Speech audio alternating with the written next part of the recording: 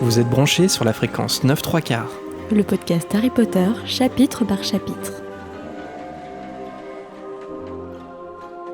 Bonjour à tous et bienvenue dans ce nouvel épisode de Fréquence 9/3/4. Je suis Jérémy. Et je suis Marina. La finale de la Coupe du Monde de Quidditch est terminée avec l'Irlande qui s'en sort victorieuse à 10 petits points près. Il est donc maintenant temps de célébrer ça tous ensemble. Mais la fête va vite tourner court comme on va le voir. Parce que si le monde de la magie est rempli de merveilles, il a aussi sa part sombre et certains sorciers connus sous le nom de Mange-Morts vont bientôt faire leur apparition. Pour nous accompagner dans la lumière et nous protéger de l'obscurantisme, nous sommes accompagnés sur cet épisode de notre auditrice Yasmine. Salut Yasmine, est-ce que ça va bien ? Oui, coucou Jérémy, Marina, ça va bien, merci, et vous ? Bah oui, Très ça bien, va. merci. Je crois qu'on est tous prêts et prêtes pour ce nouveau chapitre. Est-ce que tu peux te présenter rapidement, Yasmine, nous dire qui tu es dans ta vie moldue et quand est-ce que tu as découvert notre podcast ? Que fais-tu ici ? Est-ce que tu as Que vu de fais-tu ? la lumière et tu es rentrée ? Oui, exactement. Non, en fait, je vous connais... Bon, déjà, j'ai 31 ans, bientôt 32 ans. Dans la vie moldue, je suis psychologue et j'habite en Suisse. Et en fait, j'ai découvert votre podcast grâce à une personne qui fait des illustrations sur Instagram, Caro from Woodland. Je ne sais pas si vous la connaissez, elle est hyper cool. Ouais. Et en fait, elle a souvent fait des stories où elle parlait de votre podcast. Du coup, il y a un peu plus d'une année, j'ai commencé à vous écouter et j'ai plus arrêté. Après, je suis passée au podcast et là, je suis arrivée à la fin du podcast, donc il va falloir que vous fassiez vite plus d'épisodes, s'il vous plaît. Bah, tu fais partie du retour, tu vois. C'est ça. Ok, ça fait plaisir. Bah, merci à cette Instagrammeuse / dessinatrice. C'est cool. Oui, ça me dit quelque chose, le nom. En effet. Et justement, quand les épisodes sortent de façon normale, est-ce que t'as plutôt l'habitude d'écouter à chaque sortie ou tu te les laisses un peu de côté ? Et dans quelles conditions tu les écoutes ? Est-ce que c'est chez toi ? Est-ce que c'est dans les transports ? Ça, on aime bien savoir, comme le podcast est libre, c'est quoi tes petites habitudes à toi ? Alors, du coup, j'écoute vos épisodes dès que je peux, depuis le moment où l'épisode sort. Du coup, en général, une fois que j'ai écouté tout ce qui était déjà fait, il n'y en a jamais plus d'un à écouter, quoi. Puis, j'écoute souvent par petits bouts, pas forcément en entier. Et puis, en vacances ou à mes occupations un peu quotidiennes, plutôt à la maison. Voilà, je fais la vaisselle, je fais ce genre de choses pendant que je vous écoute. Voilà. En tout cas, il est temps de refaire le match et surtout d'affronter les dangers qui nous attendent dans la forêt obscure de la Coupe du Monde. On y va. C'est parti. Harry Potter et la Coupe de Feu. Chapitre 9. La marque des ténèbres. Alors, notre joyeuse troupe quitte bientôt le stade et sur le chemin, Arthur demande aux jumeaux de ne pas dire à leur mère qu'ils ont parié de l'argent. Mais Fred répond qu'ils n'en ont pas l'intention parce qu'ils ont de grands projets en tête avec cet argent. Là, la situation où se trouve Arthur, c'est une situation qui lui arrive souvent, c'est d'être un peu dans la confidence avec ses enfants, surtout ses fils, et un peu de faire des mèches basses, que Molly soit pas au courant. C'est parce qu'il a le rôle du parent cool, entre guillemets. Ouais, c'est ça. Arthur. C'est ne le dites pas à votre mère, quoi. C'est une phrase qu'il dit assez souvent. En plus, il serait mal placé parce que il fait quand même souvent des trucs cachés dans son garage. Il trafique sous le vent des trucs avec les objets moldus dans le dos de Madame Weasley, mais aussi du ministère. Donc, il serait mal placé pour critiquer ses enfants.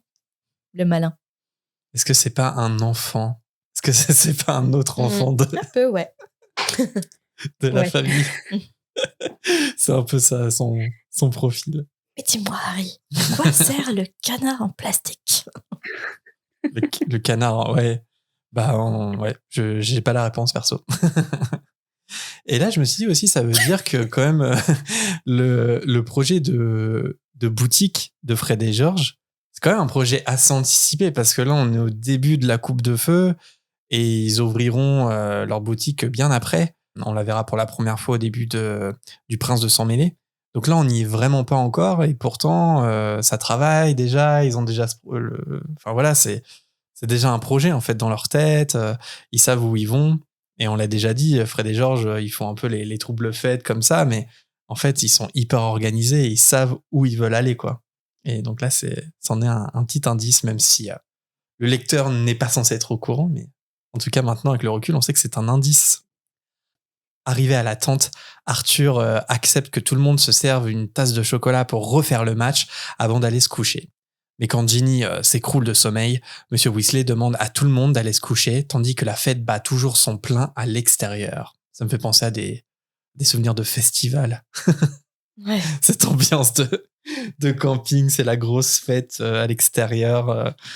Et là, en fait, t'es censé trouver le sommeil, mais c'est un petit peu compliqué. T'imagines les Irlandais avec leur bière au beurre à la main. Ouais. Et là, d'un coup, j'ai une scène, j'imagine le micro de Quotidien avec leur mardi transpi. Parce qu'il y avait Transpi à la Coupe du Monde de Quidditch. Merci Transpi pour ceux qui connaissent la ref. Et est-ce qu'ils finissent par montrer leurs fesses, les sorciers, à la caméra de Quotidien ou pas? Mais toi, tu fais genre, tu connais les ambiances de festival? T'as déjà fait un festival en mode camping? Non, j'ai Parce que pour te connaître un petit peu, je sais pas si c'est ton délire. Non. Le camping, non. J'ai testé 3 jours sous une tente et l'expérience m'a suffi. J'ai testé, j'ai vu, je recommencerai pas. Et toi, Yasmine, est-ce que tu ferais du camping pour la Coupe du Monde? Je sais pas, j'ai jamais testé le camping déjà, mais Coupe du Monde, je suis pas sûre. Peut-être pour un festival de musique ou quoi, ça serait peut-être plus mon style.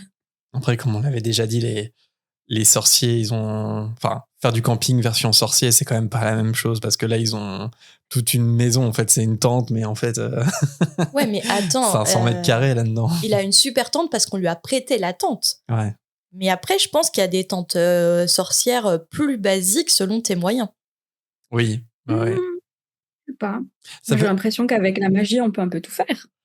Ouais. Et à mon avis, il faut un petit peu de skill. Enfin, faut peut-être savoir bien maîtriser ses sortilèges. Mais on peut faire une homemade tente. Je pense que si on ça s'en sort va bien, de- une Hermione, elle est capable de le faire, par exemple, je pense. Ça va de la Quechua au mobilhome de luxe, je pense, les tentes sorcières. La tiny house, pardon. Ouais, La c'est tiny ça. house. Tiny house. C'est ça. Ouais, puis ça me fait penser, mais là, je crois que on anticipe sur je crois, le début du chapitre encore d'après. Mais il est dit, par exemple, que il y a beaucoup de sorciers suite aux incidents qui va avoir lieu là, cette nuit-là au camping. Il y a des sorciers qui vont faire des réclamations pour être remboursés parce qu'il y a des mange-morts qui vont mettre le feu, etc.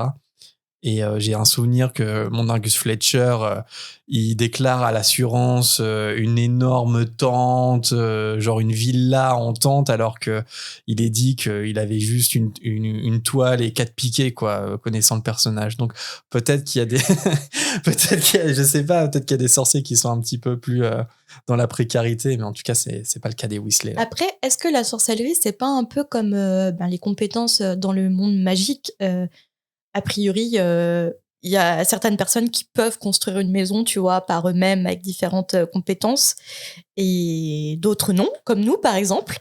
Et finalement, est-ce que la sorcellerie, est-ce que tu peux pas développer certaines compétences en sorcellerie, notamment savoir par la magie construire des tentes de luxe et donc du coup monnayer tes compétences en construction? Je sais pas si vous voulez, Ouais, moi je pense. si vous voyez où je veux en venir. Mhm. Est-ce qu'il n'y a pas l'entreprise de BTP magique, Ça, tu vois? J'étais sûr que t'allais Bah dire oui. ça. Bah, il Les y a maçons forcément des magiques. maçons, oui. Enfin, des gens qui construisent des maisons. Par exemple, alors je sais pas si c'est officiel, si c'est un article Pottermore ou quoi, mais en tout cas, on a l'impression que le terrier, c'est une maison que les Weasley ont fabriquée eux-mêmes et qui tient par la magie. Rafistolé, quoi. C'est Mais pas- peut-être qu'il y a des sorciers qui sont professionnalisés là-dedans. Et en même temps, j'ai une image qui me vient en tête, et je crois qu'on en avait déjà parlé. C'est dans les Animaux Fantastiques, les horreurs aux États-Unis, ils reconstruisent New York en 2 claquements de doigts comme ça. Alors que c'est des horreurs, c'est pas des maçons. Donc, je crois Oui, qu'on mais s'était déjà c'est demandé, les- est-ce qu'on peut être spécialisé en construction de maisons? C'est des animaux fantastiques, ça. Oui, c'est les Animaux Fantastiques. Après. Mais par exemple, je prenais l'exemple d'Hermione tout à l'heure, parce que Hermione, elle est plus douée en sortilège que Harry et Ron. Notamment, elle est plus douée en plein de choses, mais notamment en sortilège. Et elle sait faire des choses avec des sortilèges que Harry et Ron sont incapables de faire, en tout cas jusqu'à la 7e année de Poudlard. Donc oui, je pense que tu peux être plus ou moins compétent pour, par exemple, customiser une tente. Parce que sinon, il n'y aurait pas d'échec aux examens si la magie c'était si facile que ça, en fait. Ah bah oui, non mais oui, les sorciers sont pas tous égaux, quoi, avec la maîtrise de leur baguette. Et par exemple, Arthur, on parlait d'Arthur, peut-être que Arthur, il est super doué pour ensorceler des objets moldus, peut-être qu'il a un don pour ça, quoi.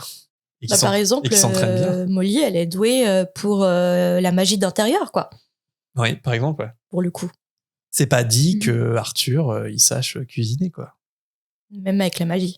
Même avec la magie, ouais.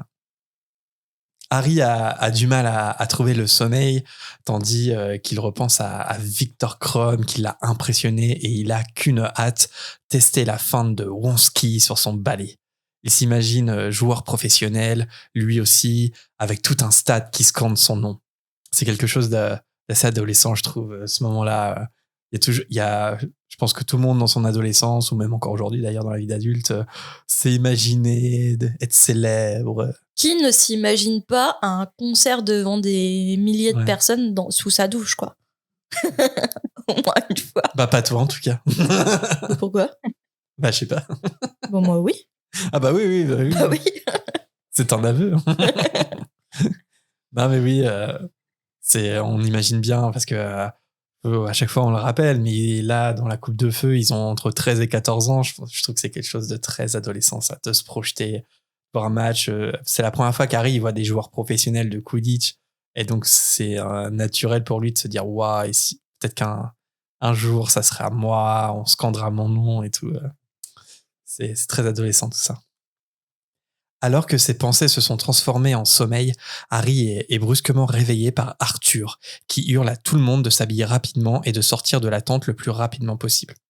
Au dehors, c'est la panique, les gens courent vers les bois et des détonations se font entendre plus loin dans le pré. Un groupe de sorciers masqués avance groupé en mettant le feu aux tentes et en faisant léviter dans les airs Monsieur Roberts, le propriétaire du camping, ainsi que sa femme et ses 2 enfants. Madame Roberts finit bientôt la tête en bas, sa culotte à la vue de tous. Ron, qui est dégoûté du spectacle, murmure que c'est répugnant. Et alors voilà, là on est un peu dans la partie un peu tricky de chapitre. Si vous avez lu déjà La Coupe de Feu, mais il y a longtemps, ou si vous avez jamais lu les livres, peut-être que vous savez pas en fait ce détail parce que c'est pas dans le film. Mais là on voit bien des mange-morts qui jouent avec une femme moldue et qui entre guillemets la déshabille quoi à la vue de tous. Et moi, je me suis demandé, mais c'est des mange-morts ou c'est des ivrognes qui harcèlent les femmes? Ou est-ce que c'est pas la même chose? Enfin, c'est assez choquant, quoi. Pas besoin d'être ivrogne pour harceler les femmes, malheureusement. Je pense qu'il y a des mange-morts qui ont tout un panel de compétences, de harcèlement, de haine, de pratiques de haine, etc. Malheureusement. En fait, c'est pas étonnant, hein, quand on sait qui sont les mange-morts, c'est pas étonnant qui s'adonnent à ce genre de pratique, quoi, malheureusement. Ouais, en fait, je dis ivrogne parce que je crois que c'est Arthur qui dira un petit peu plus tard dans le chapitre qu'ils ont peut-être bu un coup de trop et que c'était une soirée entre amis. Ouais, voilà. Mais ouais, je sais pas. Ouais. Mais on va se poser la question plus tard de leur motivation, en fait, dans ma partie. Ouais. Puis là, il y a la femme et puis mais il y a aussi les enfants, quoi. Je veux dire, c'est hyper cruel et Oui, mais quand tu sais qu'ils ont perpétré des meurtres d'enfants, les faire l'éviter, c'est pas trop grave pour eux, quoi. D'ailleurs, on va consacrer le petit after show pour cet épisode avec notre auditrice Yasmine. On va un peu parler de ça, on va un peu parler des mange-morts parce que c'est la première fois qu'on en voit. D'ailleurs, c'est dans ce chapitre-là que Harry va apprendre le terme même de mange-mort. Il n'en a jamais entendu parler. Et on va se poser un peu ce genre de questions. Je sais pas si tu voulais dire quelque chose, Yasmine. Je pense que c'est tout bon, vous avez tout dit. Ouais, et puis on en parlera tout à l'heure. Une fois tout le monde regroupé, Monsieur Weasley mène les opérations. Il demande à Fred, George, Ron, Harry, Hermione et Ginny de se réfugier dans les bois, tandis que lui part aider les gens du ministère en compagnie de Bill, Charlie et Percy. Les lanternes du chemin sont éteintes et donc le chemin qui mène à la forêt est plongé dans le noir. Les gens trébuchent, crient et les enfants pleurent. Au bout d'un moment, Ron lui aussi trébuche et au même instant, la voix moqueuse de Drago Malfoy se fait entendre. Contrairement à la foule autour d'eux, Drago, lui, il semble calme, les bras croisés. Ron dit à Drago d'aller se faire voir, basiquement, et Malfoy rétorque qu'il devrait se dépêcher parce qu'il voudrait mieux pas qu'Hermione se fasse repérer, même si lui, ça lui ferait bien rire de la voir s'agiter dans le ciel, la culotte à l'air aussi. Donc là aussi, il n'y a pas que les mange-morts cagoulés, il y a aussi Drago qui fait ce genre de remarques un peu obscènes, quoi. Je sais pas, ça vous paraît bizarre, vous Ce chapitre, de relire ça ou pas? ce chapitre, il est clairement angoissant parce que on s'imagine bien être avec toutes ces personnes effrayées dans le noir, entendant des cris, avec des gens masqués. Ouais, c'est malaisant. Et puis ouais, cette histoire, ça m'avait pas autant. C'est vrai que ça m'avait pas marqué ce passage parce que je l'ai oublié malgré le fait que je relis au moins une fois par an les livres. Mais ouais, c'est vrai que le passage de la culotte, qui est 2 fois mention de harcèlement sexuel, vraiment vis-à-vis des Moldus et potentiellement d'Hermione, c'est vrai que ça m'avait pas marqué et je trouve ça bizarre même que Drago en fasse mention aussi. Ouais, ça me met mal à l'aise. Pardon, en même temps, Drago, il fait un peu toujours ça. J'ai l'impression qu'il surjoue toujours il s'identifie pas mal à sa famille, mange-mort, à son père, etc. Puis il surjoue le truc complètement. Et la suite de l'histoire nous montrera que quand il arrive vraiment à devoir faire des vrais choix, c'est pas du tout lui, quoi.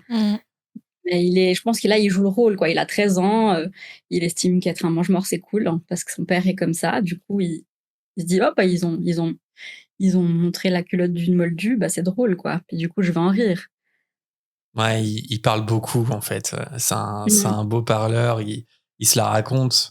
Mais en vrai, une fois qu'il faut passer de la théorie à la pratique, il n'y a plus personne.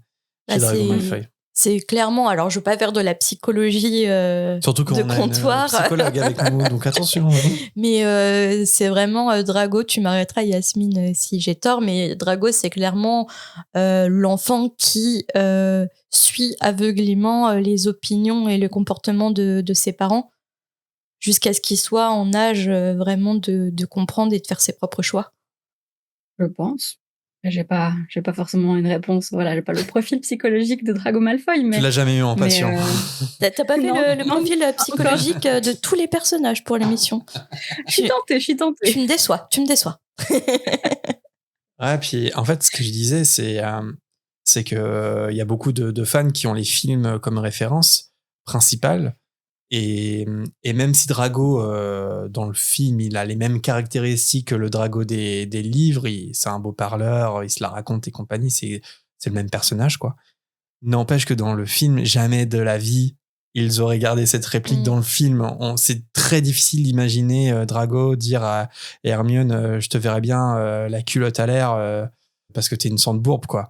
Les films ont tendance à polisser un peu ce qui se passe dans les livres. Et là, c'est une petite piqûre de rappel que waouh, c'est un peu chaud quand même. Ça dépasse la haine anti-moldu, anti-né moldu. Ça va un peu plus loin que ça parce que là, on est dans l'obscène, en fait. Tout à fait. Le ton monte davantage lorsque Drago insulte Hermione de sang de bourbe. Ça arrive au bout d'un moment, forcément. Mais Harry riposte en suggérant que ses parents, à lui, à Drago, doivent sûrement faire partie du groupe cagoulé qui sème la panique. Ce que Drago avoue presque à demi-mot. Et là, je me suis posé une question parce que ça fait aucun doute que Lucius en fait partie. Mais est-ce que sa mère, est-ce que Narcissa en fait partie, à votre avis? Je pense pas. Avec tout ce qu'on a dit, est-ce qu'il n'y a pas que des hommes sous les cagoules, là? Ouais. C'est pas parce que c'est une femme que je dis qu'elle y est pas. Ouais. Je pense pas. Je pense qu'il y a des femmes, certainement, sous ces cagoules. Oh, il y aurait eu Bellatrix si elle n'avait pas été emprisonnée à Azkaban, ça, j'en suis persuadé. Sans cagoule, d'ailleurs. Ouais, elle, il n'y a aucun problème. Mais ouais, alors il y a ce truc-là de ce qu'on a dit avec Madame Roberts, voilà. Mais globalement, c'est vrai que les mange-morts sont plus des hommes. On pourra en reparler à l'after show ou pas. On a assez peu de femmes finalement, mais surtout sur le cas de Narcissa, c'est un cas intéressant parce que c'est pas vraiment une mange-mort. Et Drago, bah, comme je disais, il avoue à demi-mot que ses parents ils sont peut-être, voilà. Lucius, ok, mais Narcissa, moi aussi, je suis d'accord avec toi, Yasmine. Je pense pas qu'elle soit là, mais qu'est-ce qu'elle fait? Est-ce qu'elle cautionne? Moi, le mouvement des mange-morts, j'imagine vachement un mouvement assez sexiste quand même, où la place des femmes, elle est bien particulière dans la hiérarchie. Je pense qu'il y a une bonne énergie machiste dans les mange-morts. Bah, en vrai, à part Bellatrix, on a un autre exemple ou pas de véritable mange-mort femme? En tête, j'en ai pas là. Moi non plus. Mais il doit y en avoir. Je pense que si on cherche.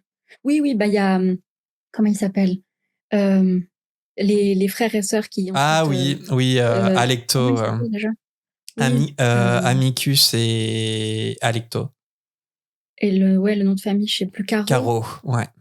Voilà, il y a eux. Ah ouais, bien vu. Il y en a une autre. Après, la figure vraiment féminine qu'on a en tête des mange-morts, c'est dommage parce que, enfin, c'est dommage, entre guillemets, parce que du coup, elle est représentée comme une hystérique. Vous voyez ce que je veux dire?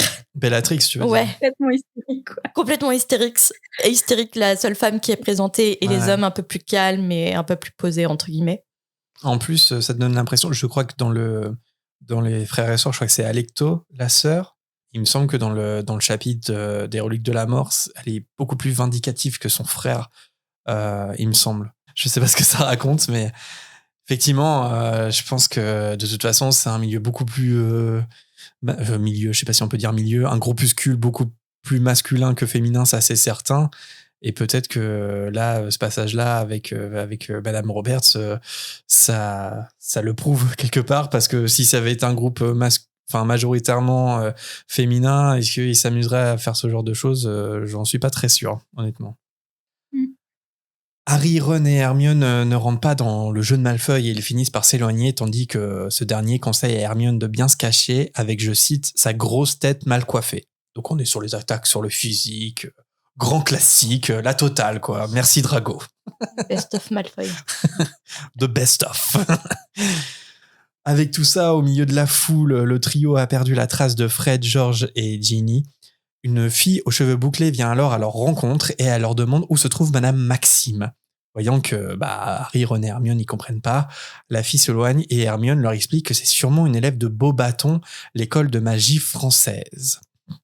Là, je me suis demandé, mais ça veut dire qu'il y a une sortie scolaire, du coup, qui a été prévue en plein été pour la Coupe du Monde au Royaume-Uni? Non, c'est juste une Française. C'est une Française qui est là et puis elle leur. Ouais, mais elle demande Madame Maxime. Ah, Bah ouais. je sais pas. Ouais. En fait, ça donne l'impression qu'il y a un groupe de Beauxbatons qui sont accompagnés par Madame Maxime, en fait. Peut-être, ouais. C'est peut-être colonie de vacances l'été. Une espèce de colonie, ouais. Alors que c'est pas le cas à Poudlard, tu vois. Dumbledore, il est pas là. D'ailleurs, on en a parlé au dernier chapitre. Dumbledore n'est même pas là du tout. Alors que là, on sait qu'au moins Madame Maxime était présente, quoi. Donc voilà, je me suis posé cette question-là. Puis c'est bizarre parce que du coup, j'ai été vérifié, c'est pas très clair dans la traduction française, mais par contre, dans le texte en version originale, vraiment, cette fille, elle arrive, elle leur parle en français direct. En fait, si Harry, Ron et Hermione, ils comprennent pas, c'est parce qu'elle parle français, quoi. Et je me dis, c'est bizarre quand même parce que elle est en Angleterre, elle est dans un pays étranger et elle va les voir, elle leur parle français et elle est... Ça la saoule qu'ils comprennent pas, mais elle est pas dans son pays, c'est un peu bizarre. Ouais, mais c'est la panique, je pense. Ouais, je pense que c'est la panique. On va dire ça. En tout cas, c'est un beau moyen de présenter avant l'heure Madame Maxime. En tout cas, de citer son nom, c'est quelque chose que J.K. aime bien. Ouais, voilà. C'est quelque chose que J.K. aime bien faire, les petits effets d'annonce. C'est juste une ligne de dialogue et en fait, ça va avoir une importance capitale plus tard. Ron allume sa baguette comme l'a fait Hermione un peu plus tôt. Harry s'apprête à faire la même chose, mais il se rend compte que sa baguette n'est plus dans sa poche. Hermione suggère qu'elle est peut-être tombée, et Harry se sent pas rassuré du tout d'être sans baguette dans un moment dangereux comme celui-là. À ce moment-là, Winky, l'elfe de maison, sort des broussailles, et lorsqu'elle les voit, elle couine qu'il y a des mauvais sorciers dans les parages, et des gens qui volent très haut et qu'elle a peur. Elle s'éloigne alors entre les arbres d'une démarche étrange, comme si elle essayait de retenir une force qui la pousse en avant. Mhm. Ça m'a fait penser quand même à quelque chose, ce passage avec Winky. C'est quand même assez fou la coïncidence que Barty Junior vole la baguette de Harry dans le stade. C'est quand même pas banal, tu vois, que ça soit la baguette de Harry Potter. Alors voilà, après c'est comme ça, c'est l'histoire. Puis on pourrait dire que c'est parce qu'il se trouve dans la loge officielle et que Barty aussi, mais voilà. Et c'est encore pire dans le film, parce que comme dans le film, on en a un petit peu parlé au dernier épisode, ils ont supprimé Winky. Il n'y a donc pas l'histoire de complicité avec Barty le père, ce qui implique qu'en fait Barty Junior s'est échappé d'Azkaban sans que personne le sache, ce qui ne fait aucun sens. Hein. Mais on va partir de ce postulat du scénariste de la Coupe de Feu. Barty Junior en fait s'est échappé, personne s'en est rendu compte. Et dans le film, il se retrouve presque face à face avec Harry, en fait, sans le savoir. Donc la coïncidence, elle est encore plus folle dans le film. D'ailleurs, c'est quelque chose que j'aime pas beaucoup, parce que comme ils ont voulu supprimer Winky, l'elfe, je trouve que c'est quelque chose d'assez incohérent que pendant toute une année, il y a un mange-mort qui est disparu d'Azkaban sans que personne le remarque. Pour moi, ça fait pas trop de sens, mais passons. Le comportement de Winky surprend pas trop Harry parce qu'il avait déjà vu plus ou moins les mêmes bizarreries chez Dobby qui lui se donnait carrément des coups. Ce qui fait monter la colère d'Hermione parce que c'est de l'esclavage pur et dur, la preuve avec Monsieur Croupton qui a forcé son elfe à monter tout en haut des gradins alors qu'elle a le vertige. Mais Ron contre-argumente en disant que les elfes ils aiment bien obéir aux ordres et que ça les rend heureux en fait de faire ça. Ça va être le début d'une longue querelle entre Ron et Hermione au sujet des elfes de maison dans ce livre. Ça va revenir très souvent. On n'est pas sans en reparler. Tout en continuant leur chemin, Ron jette des regards inquiets vers Hermione et Harry se demande si elle était bien plus en danger qu'eux, comme leur a dit Drago un peu plus tôt. On est d'accord quand même, parce que je me suis posé cette question-là aussi, on est d'accord que c'est impossible pour les mange-morts de détecter un émoldu. Je pense Ouais, c'est pas possible. D'ailleurs, plus loin dans l'histoire, il y a une liste, il me semble, non? Oui, c'est ça, c'est que quand le ministère est corrompu et qu'il a basculé sous Lord Voldemort, ils font des interrogatoires pour ça. Bon, c'est des faux interrogatoires, c'est une fausse justice, mais n'empêche que c'est pas évident. Enfin, ils peuvent pas juste en scannant comme ça, t'es un émoldu. Il faudrait que quelqu'un connaisse la personne avant. Alors après, Hermione pourrait se faire détecter, notamment par Lucius Malfoy, par exemple. Et puis par le biais d'un leak d'informations de Poudlard, parce que quand ils vont chercher les jeunes sorciers et sorcières pour leur première rentrée, ils font une enquête pour savoir où ils sont exactement et s'ils viennent d'une famille moldue.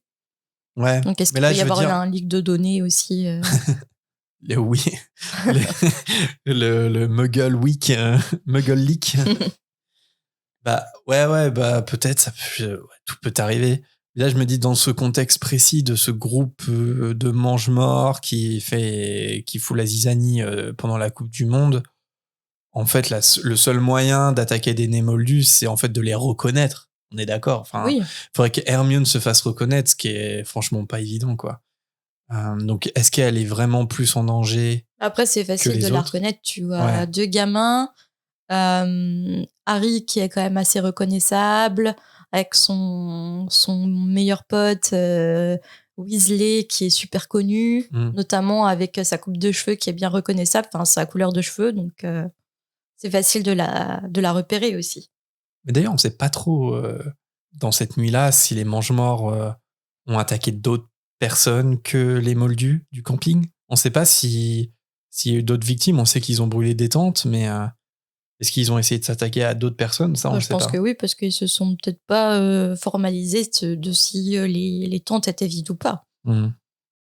En cherchant Fred, George et Ginny, le trio tombe sur des gobelins qui se disputent au sujet d'un sac d'or sans être le moins du monde perturbé par ce qui se passe un peu plus loin. Ils tombent bientôt aussi sur une lumière argentée qui se révèle être en fait 3 Vélanes entourés d'un groupe de sorciers qui se livrent à un combat de coqs ridicules, les uns et les autres se vantant d'être tueurs de dragons ou chasseurs de vampires. Harry pouffe de rire en reconnaissant Stan Rocade, se vanter de devenir bientôt le plus jeune ministre de la magie. Plusieurs petits trucs ici. Déjà, sur le cas de Stan Rocade, c'est intéressant qu'on le voit à ce moment-là, parce que, rappelez-vous, dans le tome 6, le ministère l'accusera d'être un mange-mort, etc., alors que Dumbledore et Harry, notamment, ils plaideront sa cause.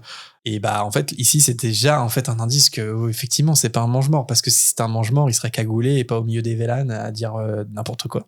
Il aurait pu devenir un mange-mort après. Il aurait pu devenir mange-mort après, ouais. 1 an après. Bah ouais. Ouais. Après, pour moi, c'est quand même évident que Stan Rocade n'est pas un mange-mort. Mais bref. Et aussi, les gobelins sont pas là par hasard, mais je crois qu'on va croiser un certain Ludo Verpé un petit peu plus loin, donc on pourra peut-être en reparler. Hermione est outrée quand Ron s'approche du groupe et hurle au Vélane qu'il a inventé un balai qui peut voler jusqu'à Jupiter. Avec l'aide d'Harry, elle éloigne Ron des Vélanes et tous 3 reprennent leur route. Et là, je me suis dit, ça doit pas être facile quand même le quotidien d'une Vélane, parce qu'en gros, c'est se faire harceler puissance 1000 par tous les hommes, en fait. Ça doit être... Pas tous. Ouais, vas-y, Yasmine. Pas tous, justement. Par exemple, je me suis posé la question, d'ailleurs, je sais pas qu'est-ce que vous en pensez, mais par exemple, Harry, il part pas en courant en disant n'importe quoi. Donc, c'est pas tous les hommes, vraisemblablement. C'est vrai, t'as raison. On en a discuté. Autant victimes du charme des Vélanes. Ouais, justement, ouais, on en avait Est-ce que c'est une question d'hormones en plus quand Mmh. ils sont adolescents? Est-ce que certains adolescents sont plus touchés que d'autres? On a eu ce débat dans le précédent épisode, ouais. Donc clairement, Ron est plus touché qu'Harry, en tout cas à ce moment-là. C'est vrai qu'on va le voir, Fleur de la Cour lui fait beaucoup plus d'effet qu'à Harry, ouais. Ah ouais. Mhm. Ouais, Hermione, il est vachement cœur d'artichaut, quoi. On va le voir ensuite avec... comment elle s'appelle? Sa première copine. Oh. Ah, Lavande Brown. Oui, voilà. Ah, Ron, pardon. Ouais, Ron. Ouais, il est un peu plus sensible. Il s'intéresse plus tôt, j'ai l'impression, qu'Harry. Il est plus porté sur la chose, ouais, tu veux dire. aux femmes. Ses hormones lui travaillent un peu plus. Aux grandes dames d'Hermione. Et ouais. Parce que, ouais, si Hermione, ça la met hors d'elle, c'est parce que peut-être c'est Ron. Peut-être qu'elle s'énerverait moins si c'était à Harry. Et là, je me suis posé une autre question, vous allez vous moquer de moi. Hein. Et vous allez dire, ouais, Harry, Jérémy, il lit trop le texte. Mais cette histoire de vol jusqu'à Jupiter, je me suis posé quand même cette question. Est-ce que les sorciers, ils voyagent dans l'espace? Est-ce que Je me suis posé la même Ah, merci Yasmine. Parce que là, franchement, c'est super intéressant. Est-ce que la magie permet aux sorciers de voyager dans l'espace de façon beaucoup plus facilement que les moldus? Est-ce qu'ils sont intéressés par ça? Si oui, est-ce qu'ils ont les moyens d'explorer? Ils n'auraient pas l'électricité, mais ils voyageraient dans l'espace. Ouais, mais ils ont la magie. Je sais pas. Est-ce que tu peux aller... Est-ce que, bizarrement, même avec la magie, j'ai l'impression que les sorciers sont beaucoup plus terre-à-terre, s'intéressent beaucoup plus à leur environnement, sur le moment présent et ce qu'ils ont devant leurs yeux malgré tout, que par rapport aux moldus qui s'intéressent un peu à l'univers, un peu plus haut qu'eux, en fait. Je sais pas. Mais en même temps, ils ont des cours d'astronomie, ils ont des cours d'astrologie. Ils s'intéressent aux étoiles, ils s'intéressent aux astres. Ouais, mais dans leur signification et plus dans le côté spirituel. Peut-être moins dans l'exploration, tu veux dire? Genre marcher sur la Lune, ça les intéresse pas, en tout cas moins que les moldus. Est-ce qu'ils auraient un intérêt? Ah, c'est marcher sur la Lune. Moi, tu me demandes oui ou non, tu veux marcher sur la Lune? Ouais, je veux bien voir ce que ça fait, quoi. On explore l'univers dans un but scientifique, dans un but de colonisation. Donc, est-ce qu'ils auraient... Il n'y a pas vraiment de science, j'ai l'impression, chez les sorciers, de recherche scientifique. Ouais, peut-être moins que les moldus, c'est vrai. C'est peut-être un autre style de recherche. Quand on prend la mère de Luna, par exemple, est-ce que c'était pas un peu une scientifique pour qui ça a mal tourné, mais C'est pas la version sorcier des scientifiques, par exemple. Et du coup, toi, Yasmine, tu penses qu'il voyage sur d'autres planètes ou pas? Je sais pas. Je me suis posé la question, mais j'ai pas de réponse. Je me suis juste dit, imaginons que c'est le cas et que genre ça fait bien longtemps avant les Moldus qu'ils sont allés sur la Lune, ils ont dû bien se marrer quand il y a eu le premier pas pour l'humanité, etc. J'aime bien penser ça. Ce serait tellement drôle en fait. Puis j'aime bien penser que il en suffit d'un ou deux et ils y arrivent. Ils arrivent. Ça se trouve, ils ont déjà été vraiment à Jupiter. Il suffit d'un sorcier fou pour y arriver, en fait. Mais la question, c'est est-ce que les sorciers, je pose une question, on n'aura pas la réponse. Est-ce que les sorciers savent que notre atmosphère est exceptionnelle par rapport, il n'y a pas d'atmosphère respirable sur les autres planètes? Est-ce qu'ils sont au courant de ça? Est-ce qu'ils sont au courant de la gravité? Il n'y a pas de gravité sur les autres planètes? C'est vrai que scientifiquement parlant, ils ont l'air Bah plus oui, ignorants que nous. Hein. c'est ça. Ça, c'est clair. Hein. On est, ouais. En tout cas, c'est l'impression que ça donne. Ils sont un peu plus au Moyen-Âge que nous, quoi. Est-ce qu'ils savent qu'il n'y a pas d'eau, pas de vie telle qu'on la connaît sur d'autres planètes? Ouais. Dans ce cas-là, peut-être que c'est des chercheurs fous, mais ils sont pas assez préparés, ils ont pas assez lu les recherches, les connaissances moldues, et peut-être qu'ils ils sont décédés à essayer de voler trop emballés. Ça te rappelle pas une scène qu'on a vue récemment, ça? Par exemple, aller emballer jusqu'à Jupiter. What We Do in the Shadows. On regarde une série qui s'appelle What We Do in the Shadows. Alors, c'est pas des sorciers, c'est une espèce de faux documentaire comique sur des vampires. Et voilà, et dans la dernière saison, il y a un vampire qui justement se pose la question, en fait, jusqu'où je peux voler, en fait.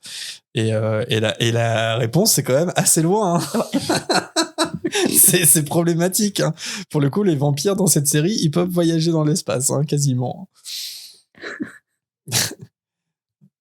Bon, pour revenir au chapitre, alors que Harry, Ron et Hermione atteignent le cœur de la forêt sans personne aux alentours, Ludo Verpé, tiens, on parlait de lui tout à l'heure, il fait son apparition, l'air tendu. Il leur demande ce qu'ils font ici et il lui explique ce qu'il se passe alors dans le camping. Verpé s'affole et il transplane immédiatement. Hermione, elle est choquée de voir à quel point il est à la ramasse, mais Ron, lui, il fait remarquer qu'il a quand même été un grand batteur dans sa jeunesse. Et là, je parlais de lui tout à l'heure, parce que c'est marrant de voir comment Harry, Ron et Hermione, ils tombent sur des personnages qui vont être importants plus tard dans l'histoire. Les élèves de Beauxbatons, comme on l'a dit, les Vélanes, ça introduit déjà Fleur de la Cour et compagnie. Et les Gobelins et Ludo Verpé, parce qu'en fait, on voit les uns après l'autre, mais c'est la même histoire, parce qu'ils sont liés par une histoire d'argent, et ça va faire dans le livre, en tout cas, ça c'est peut-être quelque chose, mais je crois que je l'avais déjà dit dans la fréquence, Ludo Verpé, dans le livre Harry Potter la Coupe de Feu, c'est le suspect idéal, en fait. Si on essaie de réfléchir un petit peu, on a l'impression que c'est lui qui est le mange-mort et qui a poussé Harry à se retrouver face à Voldemort. Enfin, en tout cas, toutes les planètes s'alignent pour que ça soit Ludo Verpé, alors que non, en fait, la réponse est dans ce passage. En fait, c'est fou, c'est comme si la saga avait bien été écrite. Ouais, c'est dingue. Fou, ça. C'est bien écrit, c'est fou. Non, mais c'est intéressant parce que je pense qu'il y a plein de gens qui nous écoutent. Comme je disais, soit qui ont lu les livres il y a longtemps, soit qui ne les ont jamais lus. Et ce personnage, en fait, qui est pas du tout dans le film, il est hyper important dans le livre parce qu'il est le suspect idéal. Et même Krum, tu l'as pas cité, mais ça introduit Krum. La Coupe du Monde, en fait, c'est le contexte parfait pour naturellement présenter tous ces personnages qui vont être importants pour l'histoire. Mais tout est là, en fait. Tout est là, parce qu'on peut très bien s'imaginer Karkaroff sous une cagoule, en fait. Tout le monde est déjà là, en fait. Tous les personnages sont déjà rassemblés, mais tu sais, comme on l'a dit, en fait, J.K. Rowling écrit souvent les Harry Potter comme des livres à enquête, en fait. Des romans policiers. Des romans policiers. Ce sont des romans policiers, en fait. Là, tous les suspects sont là, tous les personnages sont là. Et en fait, ensuite, c'est une partie d'échecs. Hop, les pions se déplacent, machin. Et en fait, la réponse, elle est cachée. On a eu des indices. Il faut juste remettre le puzzle dans le bon endroit. Mais cette saga, elle mériterait d'être beaucoup plus connue. Parce que c'est vachement bien fait, quand même. C'est pas assez connu. Franchement, Harry Potter... Heureusement qu'il y a notre podcast, quand même, pour faire comprendre aux gens. Ouais. Franchement, pour leur faire découvrir. Il y aurait de l'argent à se faire. Bah ouais. Il y aurait de l'argent à se faire, c'est dommage. C'est une saga sous-estimée. On pourrait même en faire un podcast, je pense. Alors qu'ils sont assis à attendre, Harry s'imagine Arthur en train de capturer Lucius Malfoy sur le fait. Ron aime beaucoup cette pensée, d'autant que ça ferait sûrement fermer le clapet de Drago. Hermione, elle, s'inquiète pour les Moldus, mais Ron la rassure en lui disant que les employés du ministère vont parvenir à régler la situation. Moi, je suis un peu comme Hermione, c'est quand même dingue de faire ça à ce moment-là, pendant la Coupe du Monde, parce que là, ils vont s'en sortir.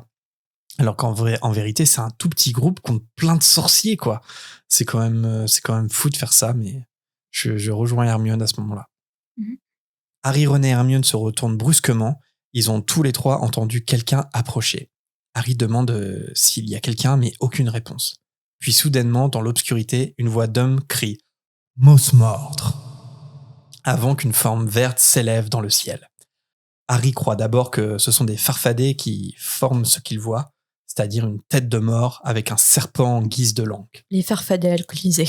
Ils ont craqué. Allez, tout le monde est alcoolisé, tout le monde fait n'importe quoi. Mais cette apparition fait immédiatement pousser des hurlements aux alentours. Hermione attrape Harry qui se demande ce qu'il se passe. Elle lui explique que c'est la marque des ténèbres, le signe de Voldemort. Tous trois s'enfuient en courant, mais ils sont immédiatement encerclés par une vingtaine de sorciers qui lancent tous un stupéfixe vers eux, juste avant que Harry hurle aux deux autres de se baisser. Les réflexes d'Harry. Ouais. Bah ouais. Je sais pas si tu voulais en parler, Marina, parce que là, c'est la transition avec, avec ta partie. Mais c'est quand même fou qu'ils lancent tous un stupéfixe 20 à la fois, quand même. Parce qu'ils transplanent. Alors, certes, la marque des ténèbres vient d'arriver. On va en parler. Ah ouais, non, mais vas-y. Doucement. Je suis excité, là. C'est la marque des ténèbres. C'est le titre C'est du vrai chapitre. que ce chapitre, oui, t'as beaucoup de choses à dire. Ah, bah, j'ai toujours beaucoup Tu de choses devrais à lancer dire. un podcast aussi. C'est le problème. Faudrait que je fasse mes after-shows à moi. Heureusement qu'Harry a eu le réflexe de mettre à terre ses amis parce qu'une vingtaine de sorciers se mettent à lancer des stupéfixes, comme tu l'as dit, en leur direction. Alors heureusement quand même qu'ils visent mal ces vingtaines de sorciers, c'est ce que je me suis dit, parce que même en se baissant, ils arrivent à éviter les stupéfixes quand même de gens du ministère qui sont compétents, et les stupéfixes vont en direction des arbres. La voix de Monsieur Weasley se fait entendre alors qu'il vient de se rendre compte que c'est son fils qui se tient là. C'est alors que les éclairs de lumière rouge s'arrêtent. Et justement, comme je disais, déjà, oui, ils savent pas viser. Puis de deux, c'est complètement inconscient de lancer un stupéfixe 20 à la fois, alors qu'ils viennent juste de transplaner, ils viennent juste d'arriver là. Ça pourrait être n'importe qui se trouve là. Ouais, et la mais prof, sauf c'est que- n'importe qui. C'est Harry, Ron et Hermione, comme d'habitude, mais ça reste n'importe qui, c'est pas les coupables. Je pense que c'est la marque des ténèbres, c'est la panique, et eux aussi se laissent, contaminés par cette panique, et sont persuadés qu'ils sont face à des mange-morts, quoi.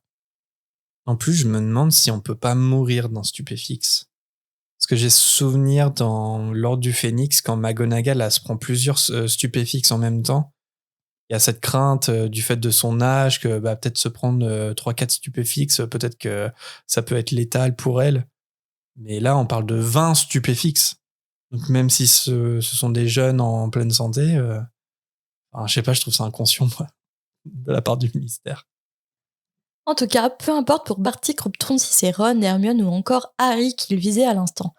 Le visage transformé par la rage, il est persuadé que ce sont les 3 jeunes sorciers qui ont déclenché la marque des ténèbres. Et peu importe le fait que les intéressés démentent. Plus rationnel que Barty Croughton, Monsieur Weasley demande d'où est sortie la marque des ténèbres. Hermione, tremblante, lui répond qu'il y avait quelqu'un derrière les arbres qui a prononcé une incantation. Et il n'en faut pas plus pour Croughton d'être persuadée qu'elle en sait suffisamment pour avoir lancé elle-même le maléfice. Mais il est quand même bien seul dans son délire parce que les autres sorciers pointent alors leur baguette en direction des arbres. Amos Diggory, que j'adore dans ce chapitre, Oh mon Dieu. pense qu'il y a des chances que le ou la coupable ait été stupéfixé. Bien décidé et malgré les mises en garde de ses collègues, Amos fonce tête baissée à travers la clairière. En effet, le sort de stupéfiction a bien touché quelqu'un. Enfin, plus précisément, une créature couverte d'un torchon à vaisselle. Diggory amène alors Winky évanoui au pied de Croughton. Les sorciers se mettent tous à fixer Croughton. Mais lui, il ne l'entend pas de cette oreille et il va vérifier par lui-même l'endroit où Diggory a trouvé son elfe. Monsieur Weasley rappelle à Amos Diggory qu'un elfe ne peut pas jeter un tel sort, il lui faudrait une baguette magique, mais Amos lui montre la baguette qu'elle avait à la main.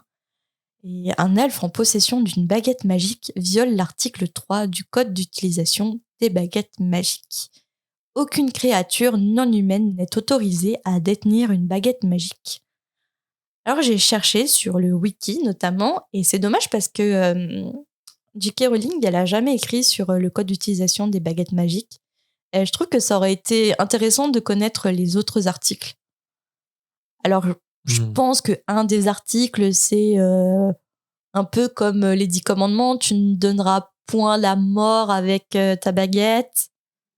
Tu ne voleras point avec ta baguette. Je pense qu'il y a des choses comme ça. Qu'est-ce que vous en pensez?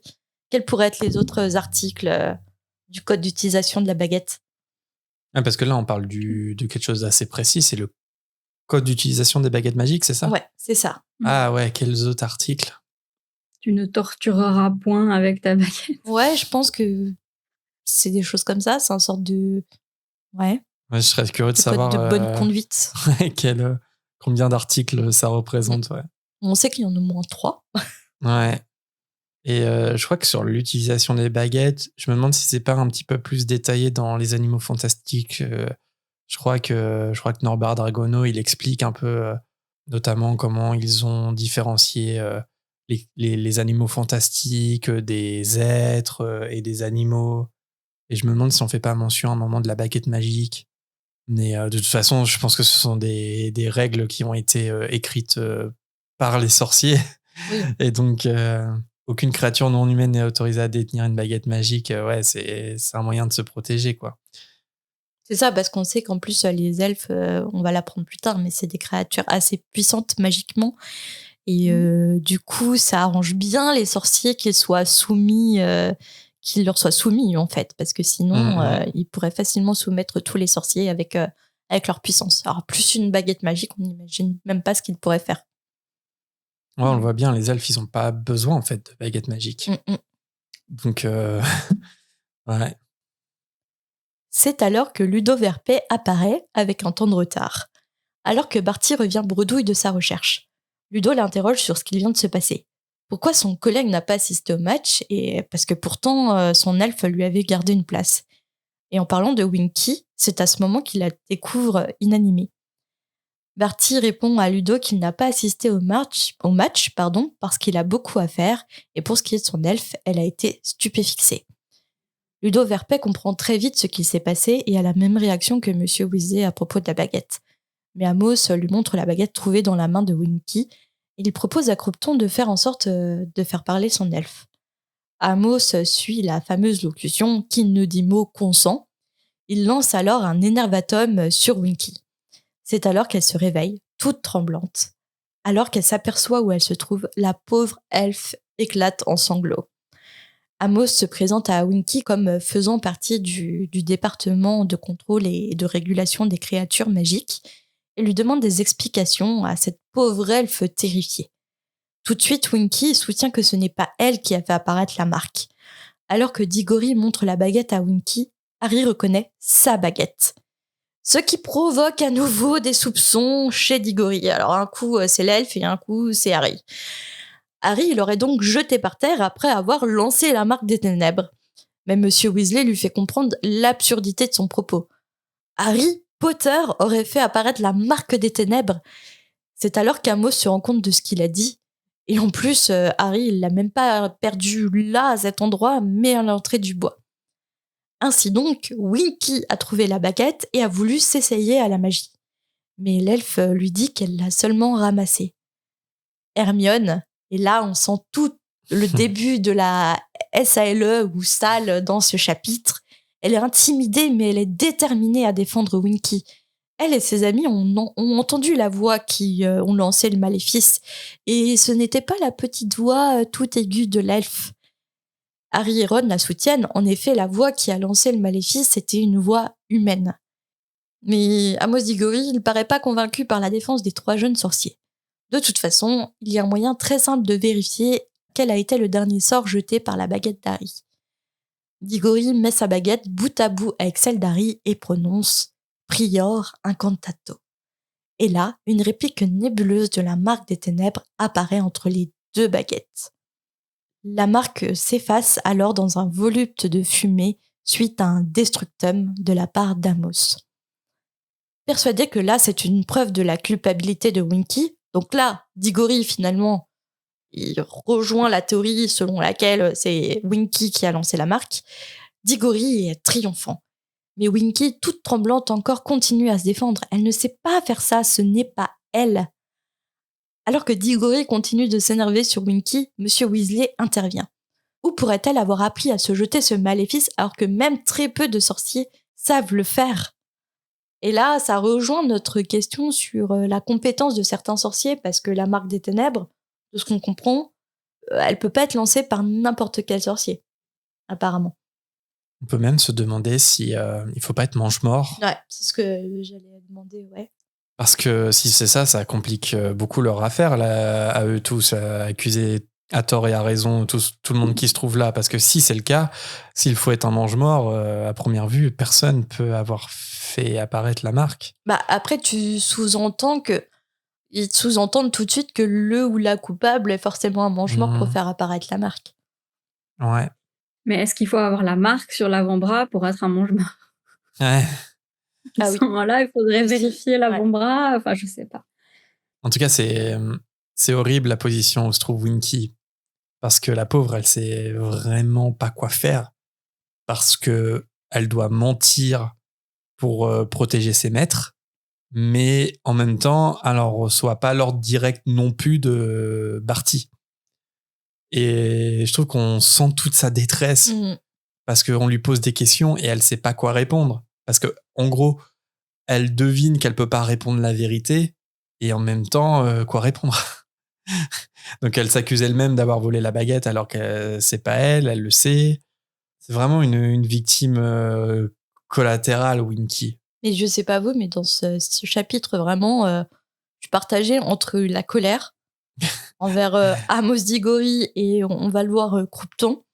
Et vraiment, j'étais vachement émue en fait du sort de Winky. C'est terrible et on comprend pourquoi Hermione plus tard va être animée d'une motivation pour défendre ces pauvres elfes, quoi.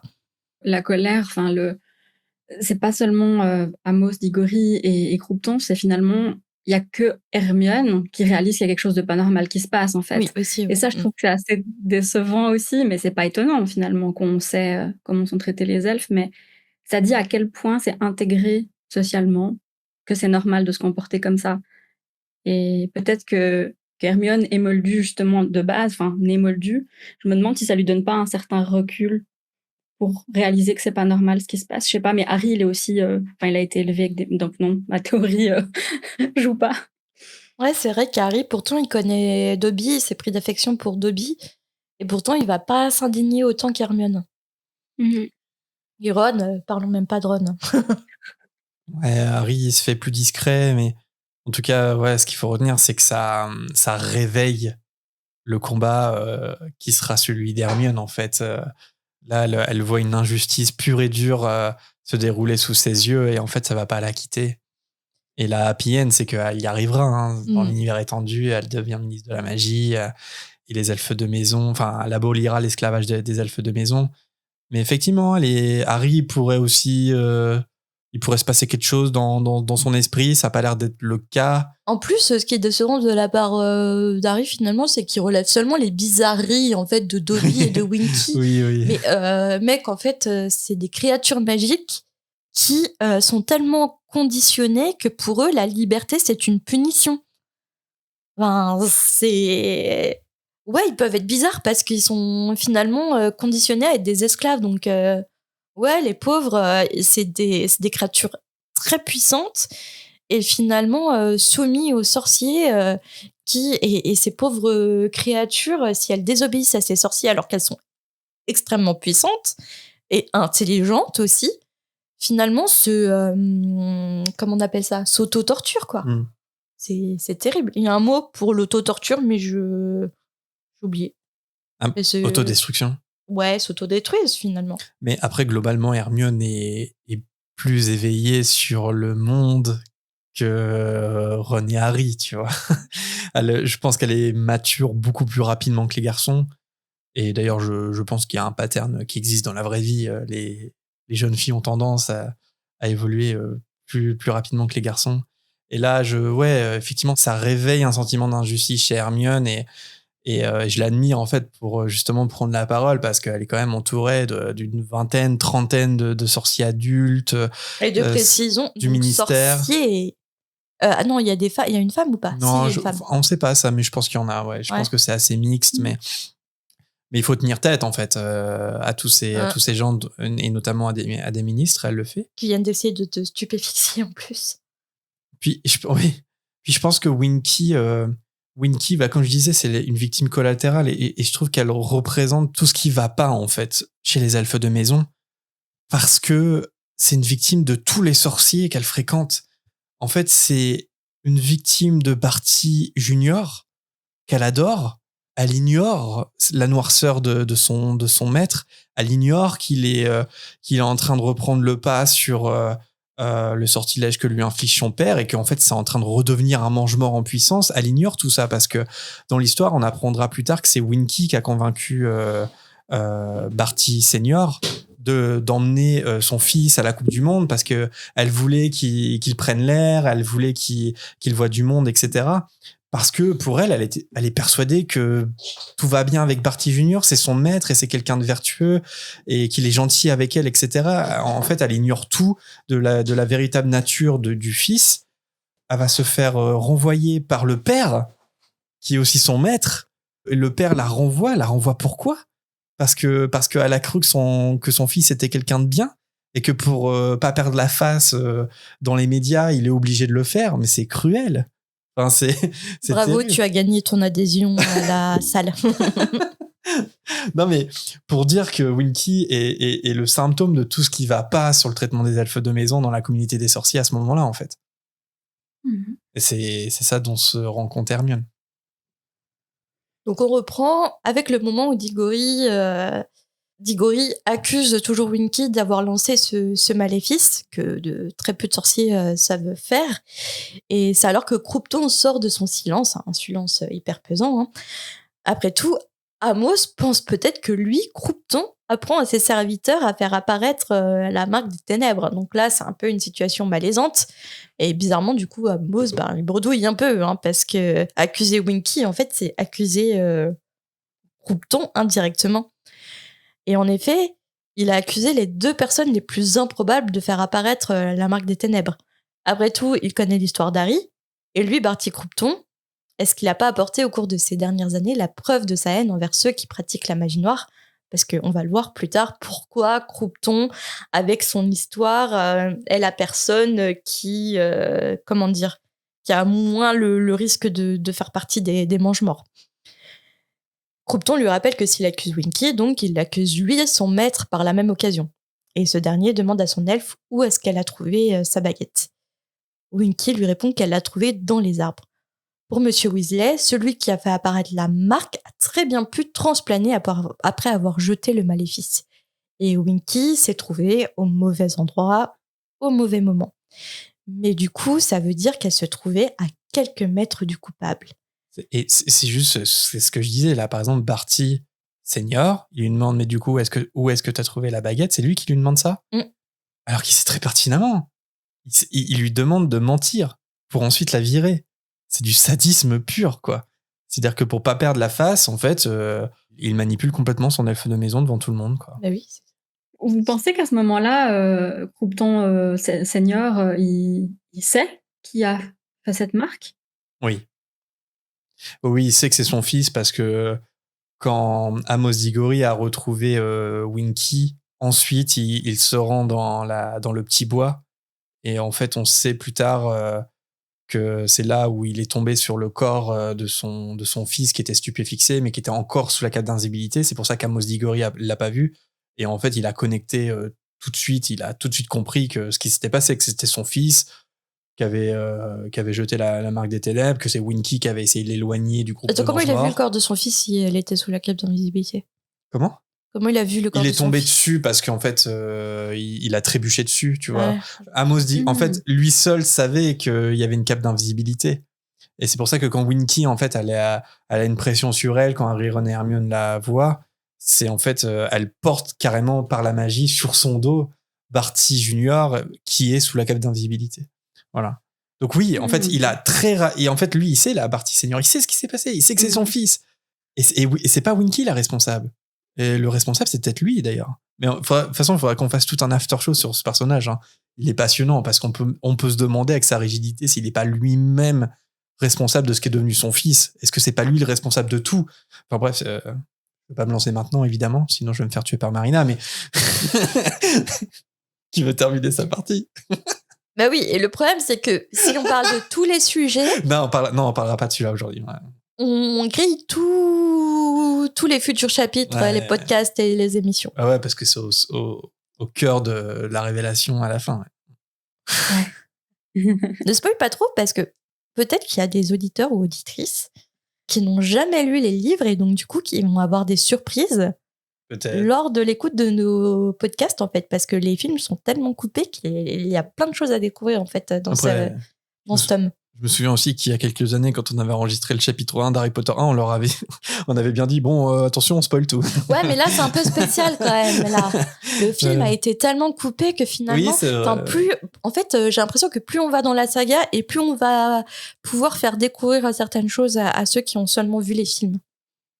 Ouais. Donc ça peut être intéressant de garder des petits trucs pour nous. Bah, surtout quand en adaptation, le 4e film, on l'aime pas, mais en termes d'adaptation, c'est catastrophique parce qu'ils ont retiré plein de choses de l'histoire. C'est quasiment pas la même histoire. La pauvre Winky tremble plus fort que jamais. Elle n'a vu personne. Crompton demande alors à Diggory d'interroger lui-même Winky, alors qu'il sait très bien que la procédure voudrait qu'elle soit emmenée au département de contrôle et régulation des créatures magiques pour un interrogatoire, mais lui assure qu'elle va être sanctionnée. Elle a désobéi à son ordre de rester sous la tente, elle va donc recevoir des vêtements. Et c'est la goutte de trop pour Winky qui se met à hurler, à supplier son maître de ne pas lui donner des vêtements. Cette sanction rime avec liberté pour un elfe, mais pour ces créatures, la liberté n'est pas forcément une délivrance. Hermione, prise de colère, dit à Crompton que si son elfe est partie, c'est parce qu'elle avait tout simplement peur. D'abord, elle a eu le vertige dans le stade, puis des sorciers masqués ont fait léviter des gens. Mais Crompton n'a que du mépris envers Winky, malgré les sanglots de cette dernière. Après un silence gênant, Crompton annonce qu'il retourne à sa tente et demande à Amos de rendre la baguette d'Harry. Alors qu'Harry récupère sa baguette, Arthur Weasley invite les 3 jeunes sorciers à rentrer avec lui. Mais Hermione a du mal à quitter la clairière. Elle a tellement de peine pour Winky et on ne peut que comprendre d'Hermione parce que je pense que on a tous et toutes de la peine à ce moment-là pour cette pauvre créature, quoi. Moi, j'avais un peu la petite boule à la gorge. Puis de la colère contre Amos Diggory quand même, parce que là, c'est là qu'on découvre vraiment ce personnage. Ah, parle elfe. Ouais, il l'appelle elfe. En fait, je me suis dit dans ce chapitre, c'est un peu l'anti-Arthur Weasley, parce que Arthur Weasley, il répare les gens qui font des mauvaises blagues aux moldus, mais à côté, il adore les moldus, il fait ses bricolages de son côté, il est passionné par ça. Et là, je me suis dit, en fait, Amos Diggory, s'il est au département de contrôle et de régulation des créatures magiques, j'ai l'impression que s'il est à ce département-là, c'est parce qu'il les déteste, en fait. Ouais. Et que c'est l'inverse d'Arthur Weasley. Donc on imagine les interrogatoires où les créatures partent coupables dès le départ, en fait. Mhm. C'est un personnage complexe parce que son fils mourra à la fin. Désolé du spoil, mais bon, tout le monde s'en rappelle de ça, j'espère. Et en même temps, c'est pas un personnage qu'on aime beaucoup, en fait. Ouais, parce qu'on le verra plus tard, c'est que peut-être qu'on l'a déjà vu dans les débuts de ce livre, c'est que donc on voit son comportement vis-à-vis de Winky, mais aussi on voit qu'il a un amour pas toxique, mais très fusionnel avec son fils, mais son fils est le meilleur de tous. Son fils doit battre tout le monde. Son fils, enfin c'est un personnage, j'ai l'impression, qui est très Mégalo. Ouais, merci. Ouais. Un personnage très sympathique. Non. Mais les Diggory, on est d'accord que dans la famille, c'est des poufsouffles, il me semble. Amos, il est poufsouffle. Cédric, oui. Le Et je crois que Wikipédia c'est va une nous... fierté. Peut-être. Il me semble que c'était même une fierté dans leur famille d'être poufsouffle. Et du coup, j'ai envie de dire, on dirait pas un poufsouffle, quoi, le gars. Bah, l'exception qui confirme la règle, quoi. Amos Diggory. Il est quoi? Alors, Ouais, sur le wiki français, en tout cas, on parle pas de sa maison. Par contre, je le vois bien effectivement à Poufsouffle, et on sait que ça arrive souvent, hein, en fait, hein, les gens d'une même famille, comme les Weasley à Gryffondor. Mhm. Après, on sait très bien qu'il n'y a pas que des gens bien non plus à Poufsouffle, hein, bah, dans toutes comme les il n'y a maisons. pas que des mauvaises personnes à Serpentard, que des Ouais. gens bien à Gryffondor et pas que des personnes super intelligentes à Serdaigle, quoi. Et c'est dans le genre de chapitre, je trouve qu'on voit vraiment que Harry Potter, c'est pas manichéen. Parce que dans le chapitre, d'un côté, on a les mange-morts qui ont l'air irrécupérables, c'est peut-être les pires, mais en même temps, ceux qui combattent le mal sont pas tous des gens bien non plus. Parce que Mhm. Diggory et Croupton sont insupportables, en fait, dans ce chapitre. Et je trouve que c'est très fort ce qu'elle fait, J.K., en fait, de montrer qu'il n'y a pas le bien et le mal, et que c'est beaucoup plus complexe que ça, que c'est beaucoup plus gris que ça, et qu'il faut dépasser les a priori. De toute façon, je pense qu'on est tous et toutes, on est toujours dans une zone grise toute notre vie, en fait. On peut pas faire que les meilleurs choix et que des mauvais choix, en fait. On est toujours dans un entre-deux et on essaie juste de faire ce qui est bien et ce qu'on pense être bien, mais on a tous des valeurs et puis une morale différente et des points de vue différents, malheureusement. Enfin, malheureusement, non, heureusement aussi, hein, parce que sinon, ça serait triste, la vie, si on avait tous les mêmes goûts, etc.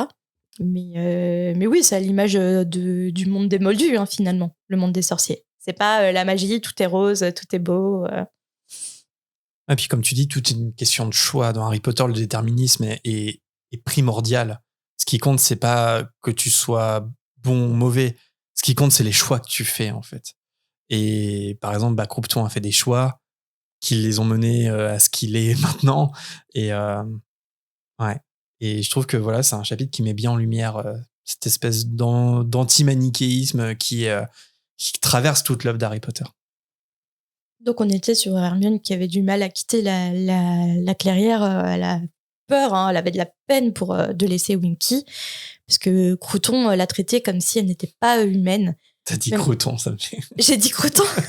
Mais ça me va, moi franchement, on peut l'appeler Crouton, il n'y a pas de problème. Crouton, pardon. Oui, bah, vous m'avez compris. Mais je ne sais pas dire stupéfixier. Si, stupéfixier, si ça va.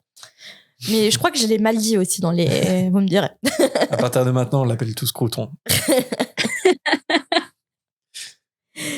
Même si Ron, justement, souligne que Winky, elle n'est pas humaine. Mais Hermione lui rappelle que, ok, elle n'est pas humaine, mais elle est quand même douée de sensibilité.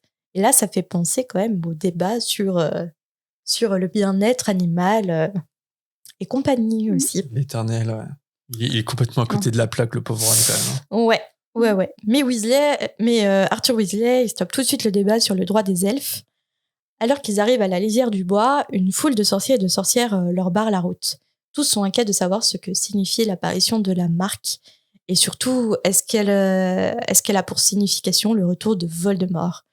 Arthur Weasley les rassure vite fait parce que le pauvre, il est fatigué, il veut retrouver sa tante et je pense qu'il veut savoir aussi si ses autres enfants sont en vie surtout. Eh bien, les autres sont tous revenus sains et saufs, malgré le bras de Bill qui saigne abondamment et le nez de Percy qui saigne un peu aussi. Bon, on ne saura pas trop pourquoi, on s'imagine qu'ils sont peut-être bagarrés, ils ont reçu des petits sorts. Et devant l'interrogation des autres enfants, Monsieur Weasley, Harry, Ron et Hermione leur expliquent ce qui s'est passé. Percy, lui, est horrifié. Alors, pas de la situation dans son ensemble, mais surtout, il est horrifié que ça soit l'elfe de son cher Barty Crouton qui soit impliqué dans cette histoire, parce que, oh là là, quel embarras pour l'employé du ministère, ce cher Barty. Franchement, ça met en jeu sa réputation, c'est terrible.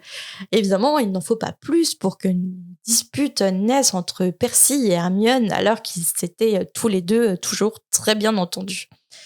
Ron, lui, questionne son père sur le sens de la marque qu'ils ont vue ce soir. Hermione, elle sait parce qu'elle l'a lu dans Grandeur et décadence de la magie, que c'est le symbole de Voldemort. Et Arthur Weasley, lui, ajoute le fait que ça fait 13 ans qu'ils n'ont pas vu cette marque. Mais Ron, lui, il comprend pas pourquoi une simple forme peut provoquer une telle peur. Et son père lui explique que Voldemort faisait apparaître cette forme à chaque tuerie. Donc, imaginez trouver cette forme au-dessus de votre maison. C'est assez terrible, donc ça fait remonter des souvenirs terribles dans la communauté sorcière. Il dit que la marque a terrorisé tous les mange-morts. Dès qu'ils l'ont vue, ils ont transplané. Alors du coup, ils n'ont pu en démasquer aucun. Mais malgré tout, ils ont réussi à rattraper la famille Roberts avant qu'elle ne tombe par terre. Et heureusement, la famille a pu subir un sortilège d'amnésie. Donc Harry s'interroge sur c'est quoi en fait les mange-morts. Et Bill lui répond que ce sont les noms des partisans de Voldemort. Mais après cette soirée, on peut se demander quel est le but des mange-morts en fait. Et donc d'un rire sans joie, Monsieur Weasley répond à Harry que c'était juste une distraction pour eux ce soir. La moitié des meurtres de Moldus qui ont eu lieu lors du règne de Voldemort ont été perpétrés seulement comme amusement par les mange-morts. Et ce soir, on peut voir ça comme une petite réunion entre amis. Et vous pensez que c'est une petite soirée entre amis qui a mal tourné, genre allez, on a un peu bu et on va bully des sorciers. Comment est-ce que c'était prévu? Est-ce que c'était quoi pour vous? Yasmine? Bah, je sais pas. Ça peut être les deux en fait. Les deux hypothèses sont possibles.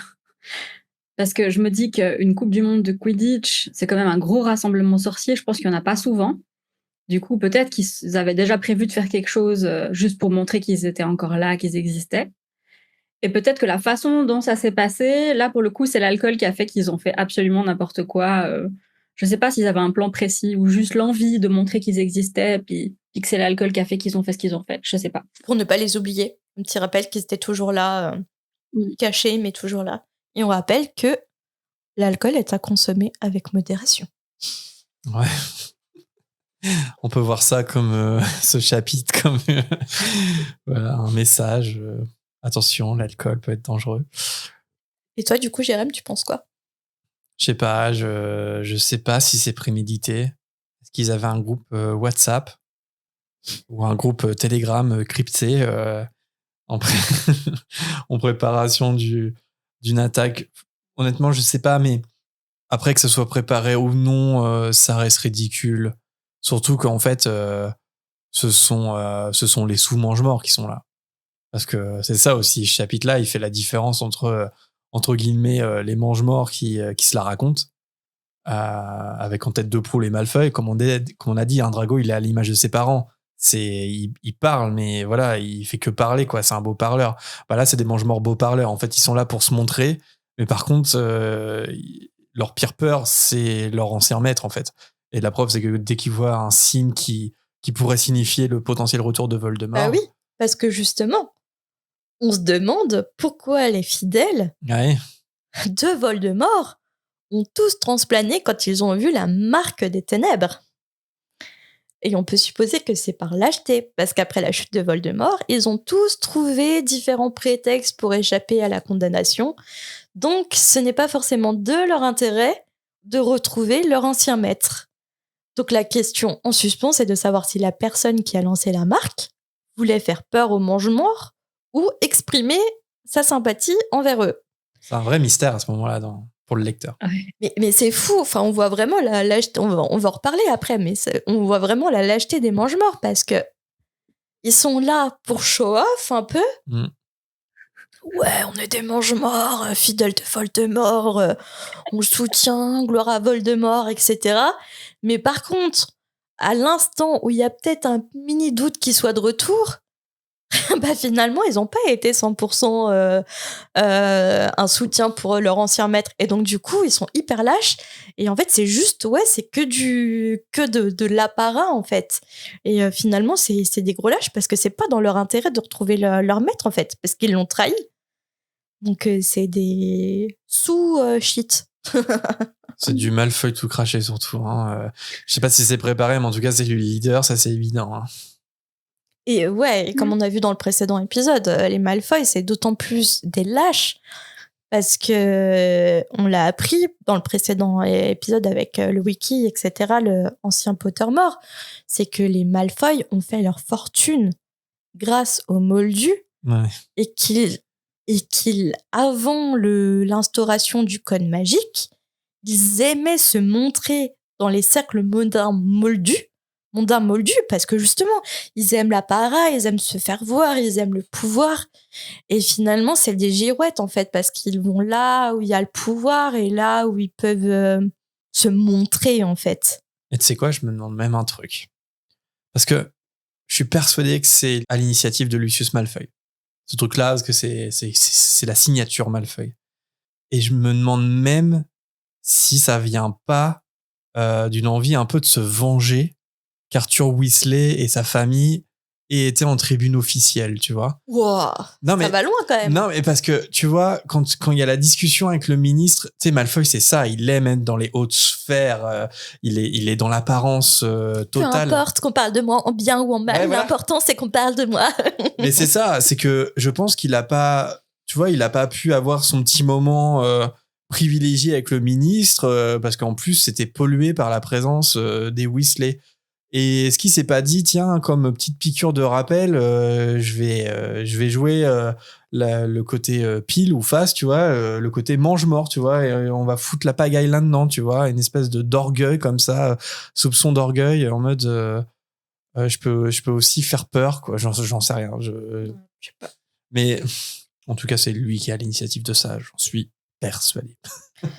En tout cas, la question va rester en suspens, alors de savoir si la personne ayant lancé la marque voulait faire peur aux mange-morts ou, et je me répète, exprimer sa sympathie. Mais vous n'auriez rien entendu. Je me suis répétée, mais c'est pas grave. Monsieur Weasley botte en touche, donc sur le fameux Vote en débat. touche. Botte en touche. Vote Botte en touche. Ah C'est ouais botter en touche. Non, Voter, Yasmine? Voter en touche. Je sais pas. C'est botter en touche. Botter Je sais pas. Botter. Je vais regarder. Botter. Ah ouais. Bah oui, c'est botter en touche. Ne pas répondre. Ok, j'ai toujours dit voter en touche. Non mais, Jérém, avec tes expressions, je te fais plus confiance. On dit botter en touche. Je te fais plus confiance parce que venant d'une personne qui a chanté pendant des années, petit portoricain au lieu de Personne petit va avoir la ref. Personne va. portoricain de la chanson Ouais. Manhattan Kaboul de Renaud et Axel Red, je te fais pas confiance. Petit portoricard. Imaginez qu'il a chanté ça dans les fêtes de famille pendant des années. Après, on a tous eu nos hallucinations auditives. Oui, mais il n'y a pas de sens, petit portoricain. Ce que je buvais dans mon biberon. Il y en a plein de trucs comme ça, on les gardera pour les prochains podcasts. Bon, en tout cas, il se fait tard, et toute la petite troupe va aller se coucher parce qu'ils vont prendre un porte au loin très tôt le lendemain matin, surtout pour rassurer Molly. Cette nuit-là, Harry a du mal à s'endormir. Il repense aux 3 jours qui se sont écoulés et à tout ce qui s'est passé. Et surtout à la lettre qu'il a écrite à Sirius, et se demande si son parrain l'a reçue. Désormais, son imagination ne le porte plus sur son balai volant.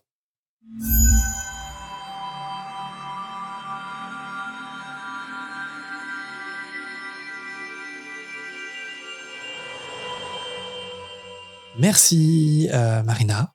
C'est ton nom. Merci, Pour ce chapitre. Jérémy. C'est mon nom. Ou Jérém, quand je suis énervée. Ah, je t'ai énervé sur le chapitre. Non. Parce que j'ai voulu partir dans un délire de biographie de Parti Croupton Senior. Et merci, Yasmine. C'est ton nom aussi. Merci à vous. Pour nous avoir accompagnés. Et notamment dans mes délires, parfois. Dont mon analyse mot par mot. Et mes découvertes d'expression de la langue française grâce à Marina. Beauté en touche. Incroyable. Il est temps maintenant de sélectionner le personnage qui nous a le plus marqué dans ce chapitre, que ce soit en bien ou en mal, que ce soit en mange-mort ou en aurore. Ouh. Euh, Yasmine, si tu devais retenir qu'un seul personnage ou quelques-uns, je sais pas, qui tu choisirais, qui tu retiendrais sur ce chapitre? Ah, je suis obligée de choisir Hermione là. Je pense qu'on est beaucoup à dire ouais, c'est l'éveil de son combat futur et puis que ça me paraît tellement juste aussi. Du coup, ouais, j'ai un faible pour Hermione là. Marina, toi aussi, ou t'as choisi quelqu'un d'autre? En fait, j'ai trop du mal à choisir. Parce qu'il y avait Hermione, bien entendu, pour sa compassion envers Winky. Il y a Winky elle-même, en fait. Ouais, la victime. Parce qu'elle est victime de tout ça et on a tellement de peine et de compassion pour elle. Et après, ouais, j'ai 2 autres personnages mais je vais choisir Winky. Ok. Et toi? Moi, j'ai sélectionné Hermione, mais c'était difficile aussi. Mais finalement, comme ce chapitre, il est assez dur, il y a de l'injustice, ça peut mettre en colère. Finalement, ce qu'il faut retenir, c'est peut-être le courage d'Hermione, en fait. Voilà, il faut toujours retenir le positif. Et donc, je choisirais le Hermione qui tient tête à Monsieur Croupton devant tous les employés du ministère. GG à elle pour ça. Voilà. Girl power. Girl power, elf power. Allez, on va passer à des sujets plus... J'allais dire plus légers, mais peut-être pas, non? Pas du tout. Parce que vous nous avez envoyé des hiboux bien gratinés, vous aussi. Mais voilà, c'est notre devoir de nous y coller. Donc, on passe tout de suite, vous l'avez deviné, à la volière.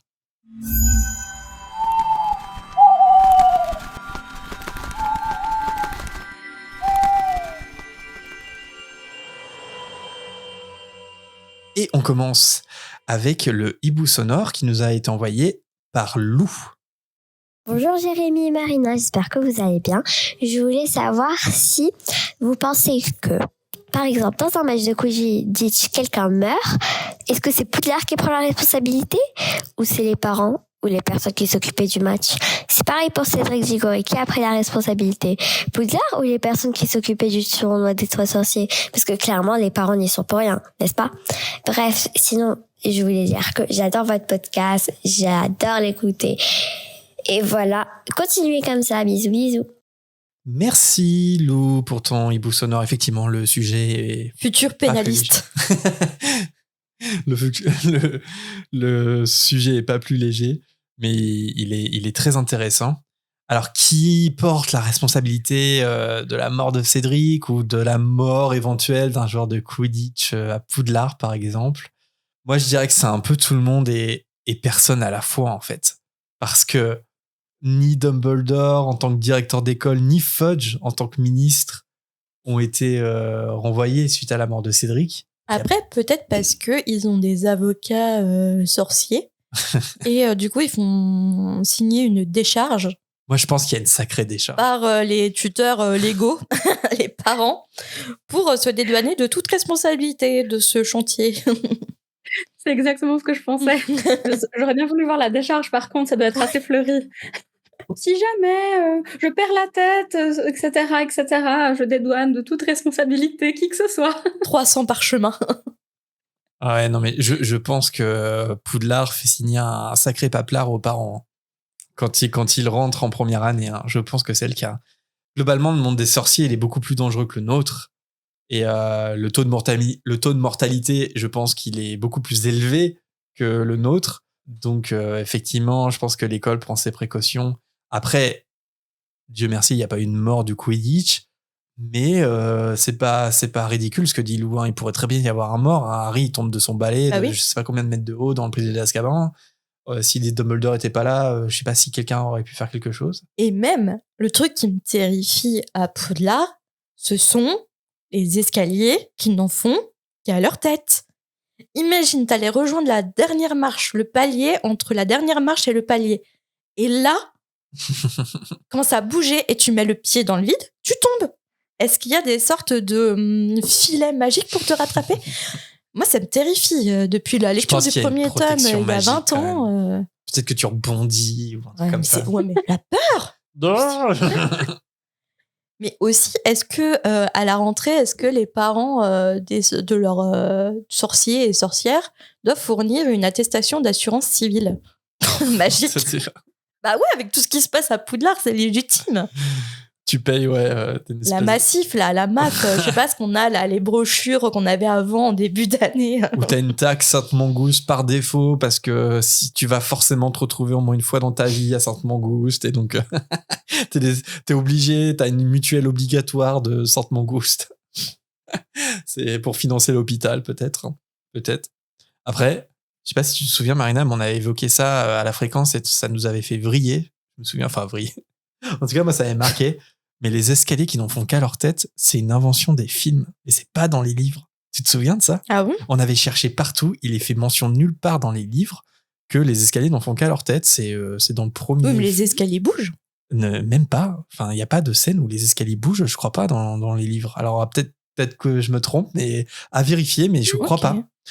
C'est bizarre parce que moi, il me semble, alors j'ai un Ouais. souvenir, je sais pas d'où je sors ça, que c'était une invention d'une des fondatrices, Serdaigle.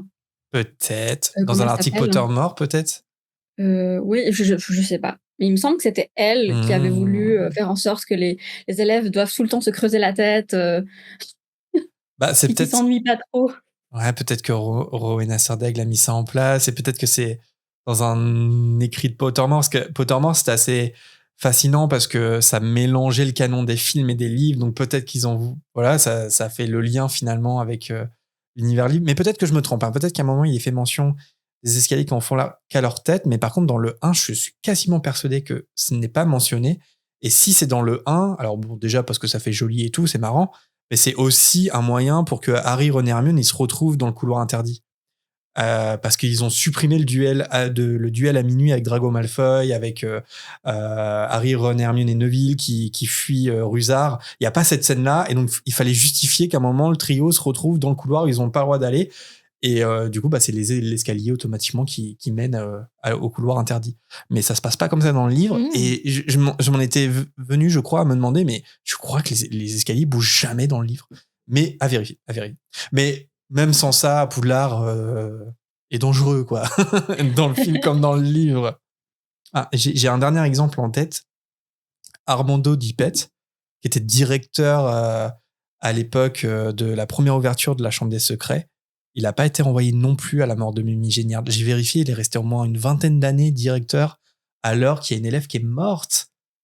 Et ça aurait pu être... Ils auraient pu attraper Tom Jedusor avant. Enfin, dans le monde de Moldu, c'est inimaginable que la direction d'une école soit pas punie pour mauvaise gestion, ou que l'école soit pas fermée avant qu'un drame arrive, j'en sais rien.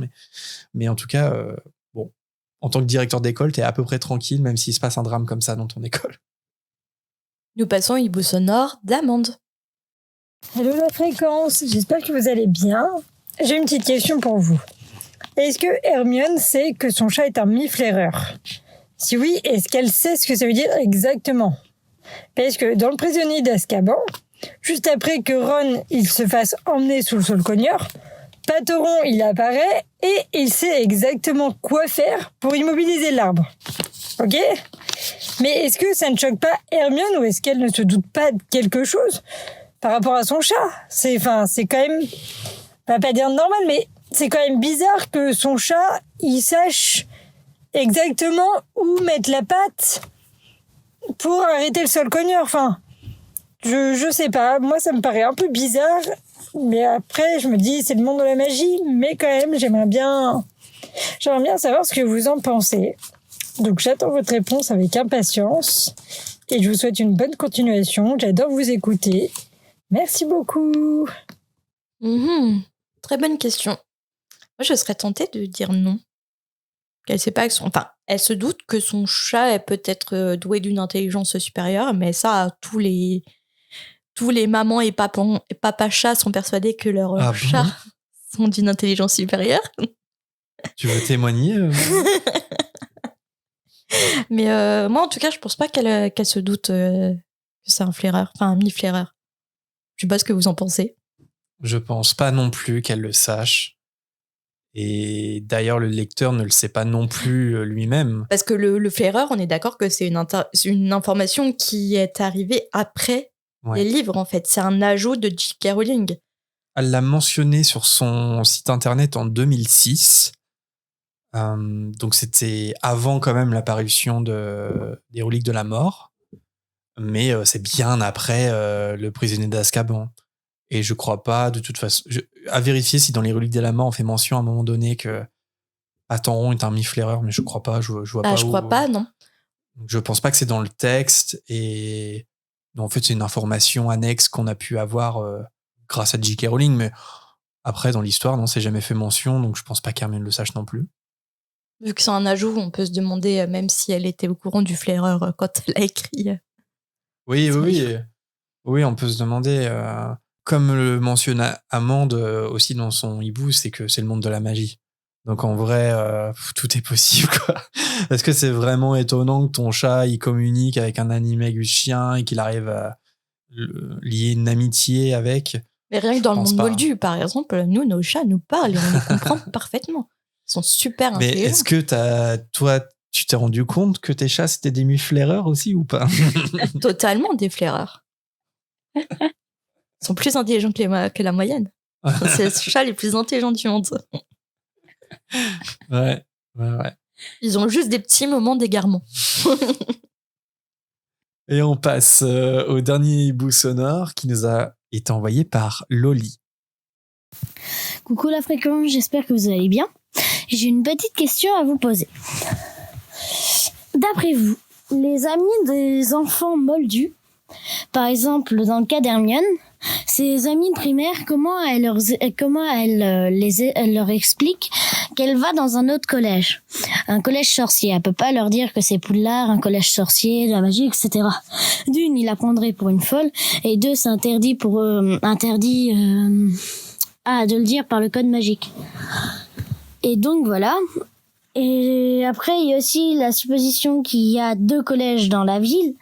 Mais après, s'il y en a qu'un seul, que c'est un petit village, je sais pas comment ils peuvent faire.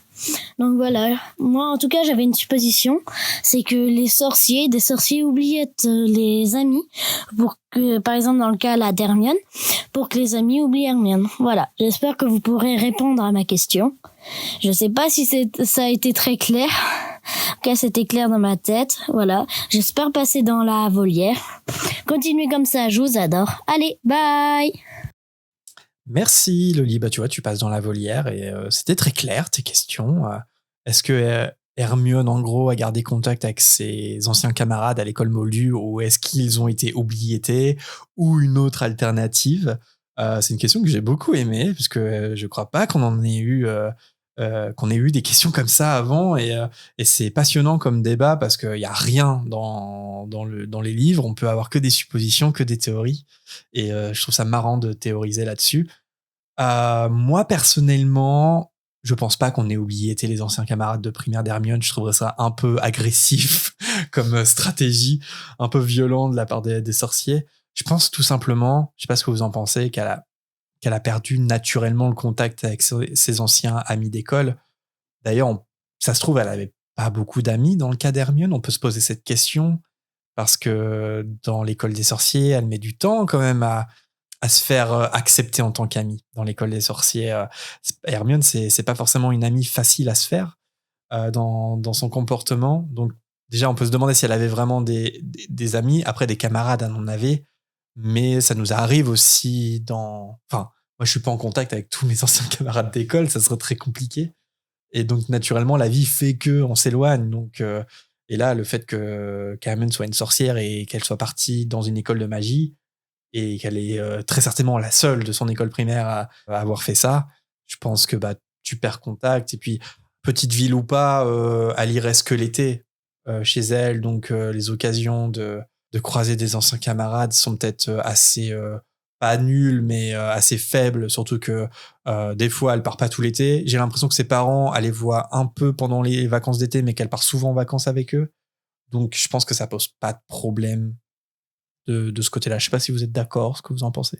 Je sais pas, moi je pense que ça peut être l'internat, ça peut être la bonne excuse. Tu reviens que pour les vacances scolaires quand t'es interne. Ouais. Donc, ça peut être une bonne excuse aussi parce que rien que les parents d'Hermione doivent justifier auprès de leurs amis où est leur fille toute l'année. Donc, c'est possible d'utiliser le prétexte de l'internat. Saint Brutus, Ouais, voilà. comme les Dursley. Après, je me suis même posé cette question. Personnellement, je suis pas sûr qu'Hermione ait eu des vrais amis à l'école primaire. Mais bon, ça, c'est ma théorie. Mais même si t'as des vrais amis, moi, je pense pas que être sorcier, ça peut t'empêcher de garder un lien d'amitié avec tes anciens camarades de l'école Moldue. Je pense que c'est possible, et je vais même aller plus loin, je pense que c'est pas forcément nécessaire de mentir. Ça se trouve, il y a des sorciers qui ont avoué à leurs anciens camarades d'école, meilleurs amis à l'école primaire par exemple, bah écoute, je suis un sorcier ou je suis une sorcière, tu me crois pas, tu me crois ou tu me crois pas. Mais j'ai la tendance à penser que si c'est un vrai ou une vraie amie, la personne va te croire. Et certes, il y a le secret magique, mais le secret magique ne permet pas une perméabilité totale entre les sorciers et les moldus. La preuve, c'est qu'il y a des couples mixtes. Tu peux pas cacher à ta femme ou à ton mari que tu es un sorcier ou une sorcière. C'est impossible. Et l'amitié, c'est pareil pour moi. Je suis sûr qu'il y a des amis qui ont gardé contact avec des sorciers qui ignoraient qu'ils étaient sorciers quand ils étaient amis moldus à l'école. Oui, c'est probable. Ouais. À Moi, vos je me suis aussi un peu fanfictions avec Hermione. Clairement, mais je me suis aussi un peu posé ce genre de questions et j'ai eu un peu la même réflexion que toi, Jérémy. Je me disais que je pense qu'il y a clairement des sorciers qui ont pu garder des amis ou même se faire des amis moldus et qu'avec les très proches, bah finalement c'est comme avec la famille, du coup ils sont au courant que c'est des sorciers. Mais je me demande juste à quel point est-ce qu'ils sont dans l'illégalité en fait, parce qu'il y a des dérogations spéciales pour la famille, les conjoints. Du coup, je me dis peut-être qu'il y a aussi des dérogations pour les amis intimes. Ouais. Ouais, et en même temps, on s'était déjà posé cette question. On ne sait pas s'il y a vraiment une démarche administrative stricte sur les maris et les femmes de sorciers et sorcières. Ça, on ne sait pas. Tout ce qu'on sait, c'est que les parents d'Hermione peuvent très bien aller sur le chemin de traverse. Par exemple, on a ce genre d'indice, donc il y a une espèce de permission. Mais est-ce que les parents d'Hermione ont signé une décharge, quelque chose de magique, une espèce de truc, si tu respectes pas, t'as une malédiction sur toi, un truc que les sorciers seraient capables de faire, je pense. ça, on sait pas. En fait, est-ce que tu peux emmener ton ou ta BFF sur le chemin de traverse, enfin ton ou ta BFF moldu, quoi, sur le chemin de traverse? Parce que on se posait la question tout à l'heure, on avait dit, bah, tu peux pas détecter que t'es un moldu juste par l'apparence, mais tu peux pas détecter non plus un moldu juste par son apparence. Il suffit d'habiller ton ami comme un sorcier et puis ça passe crème, hein, je pense. Hein.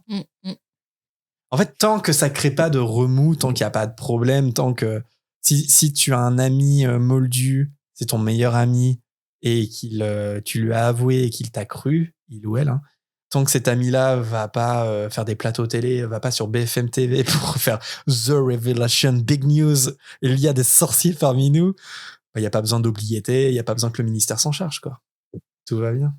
Ouais, enfin en même temps, est-ce que tu vas sur BFM Télé et tu dis que le monde des sorciers existe? Est-ce qu'on va te croire? Est-ce qu'ils t'accueillent sur leur plateau?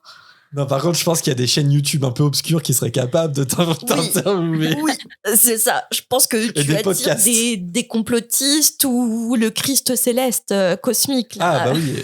Sylvain Durif, si tu nous écoutes, ça se trouve, il écoute notre podcast. Ah, viens, on t'invite. Ah, t'es invité, non, je sais pas, à discuter. Oh, Je sais pas, j'étais dans l'euphorie, mais là, je me suis dit, je sais pas. Non mais faire un Sylvain Durif. Ah oui, je confonds avec. Ouais. Non, je sais pas. Là, je pense au magicien. Ah, Sylvain Mirouf. Je veux faire un épisode avec Sylvain Mirouf. Là, il y a aucune hésitation. Par contre, faire un épisode avec le Christ cosmique, je sais pas. C'est balancer le. Je sais pas. C'est une autre dimension de notre podcast, hein, je pense. Ouais, mais moi, je veux son avis sur le monde des sorciers. Oui, tu le veux, mais est-ce que tu le veux dans ton émission? Je sais pas. Ouais. Mais je pense que le Christ cosmique est par exemple un moldu qui est au courant effectivement que le monde de la magie existe, par exemple.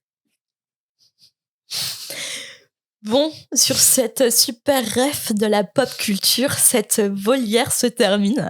Merci pour vos messages. Et si vous n'avez pas été cité ou si vous voulez nous envoyer vos premiers hiboux, on vous invite à le faire en message privé sur nos réseaux sociaux ou par mail à l'adresse fréquence sans accent 934@gmail.com. Ça nous arrive de lire quelques messages aussi, donc vous pouvez nous écrire plutôt que de faire un vocal. Et on a désormais une boîte postale pour nous envoyer des vraies lettres si vous le souhaitez. Les infos sont en description comme tout le reste. Merci à tous ceux qui prennent le temps de commenter et de laisser des étoiles sur les applis qui le permettent. C'est également possible de soutenir notre projet avec quelques galions. On a ouvert un abonnement Patreon récemment qui permet aux abonnés d'avoir un accès anticipé aux épisodes ainsi qu'aux after-shows. Autrement, nous avons toujours notre page Tipeee avec les contributeurs qu'on cite avec beaucoup de plaisir comme à chaque fois. Merci à Corsetilou, Mugiwara, Lolax, Julien BD, Laure, Pamela, Lucie, Ini, Chloé, Poki Pims, Virginie, Yonde, Camille, L'Arythmancien, Bispa89, Louison, Kimidoc, Aurélien, Cali et Mathilde. Et pour nous accompagner, pourquoi pas sur un prochain épisode comme Yasmine aujourd'hui, c'est sur notre serveur Discord que ça se passe. On vous invite à le rejoindre si ce n'est pas encore le cas et les infos pour candidater sont à retrouver dans le salon La Volière sous la catégorie podcast. N'hésitez pas à nous contacter si vous avez besoin d'aide, bien sûr. En tout cas, Yasmine, on espère que cet enregistrement t'a plu, que tu regrettes pas de nous avoir accompagnés. Non, pas du tout. C'était super chouette. Je vous remercie. Puis on se retrouve tout de suite pour l'after show. On va parler un petit peu des mange-morts. Ouais. On va voir. Tu vas pouvoir t'en donner à cœur joie. Non. No limites. Non, ça peut être très court. C'est parti pour un after show de 4 heures. T'es parti, Yasmine. C'est bon? T'es motivé? Je fais ma biographie de Barty Croupton. Va commenter les pizzas, c'est parti. Donc pour les patrons, on se rejoint dès maintenant pour l'after show. Autrement, on se retrouve très vite pour le prochain chapitre de la Coupe de Feu. Il sera question du chapitre 10, je m'avance, Tempête au ministère. À bientôt. Salut. Au revoir.